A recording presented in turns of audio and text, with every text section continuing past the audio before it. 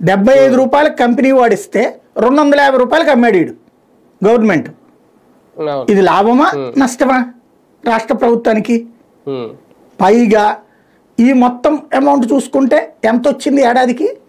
25,000 కోట్లు. రూపాయి కాదు, 2 కాదు, 25,000 కోట్లు. అంతకుముందు ప్రభుత్వం కంటే భారీగా ఆదాయం పెరిగింది ఇక్కడ. అప్పుడు కుంభకోణం ఎట్లవుతుంది? ఆదాయం తగ్గితే కుంభకోణం అంటారు ఎవడైనా. సరుకేమో వినియోగం తగ్గింది, ఇక్కడ ఆదాయం పెరిగింది. ఎందుకని? రేట్లు పెరగడం వల్ల.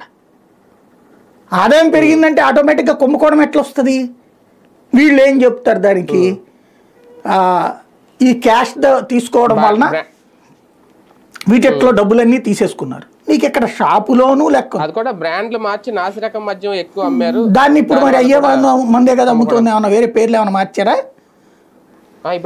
ఏం మరి కొత్త బ్రాండ్లు తీసుకొస్తామని తెచ్చారా? ఏమన్నా పేర్లు మార్పు కాదు, కొన్ని నోటెడ్ బ్రాండ్స్ని మళ్ళీ తీసుకొచ్చి పెట్టారు. కొన్ని అయ్యి కూడా పెట్టారు, ఇవేం తీసేలా. ఎందుకంటే అది కదా నెంబర్ 1. రెండవది రేట్ల పరంగా అక్క ప్రకండి ఇప్పుడు ఏమైనా తగ్గించారా?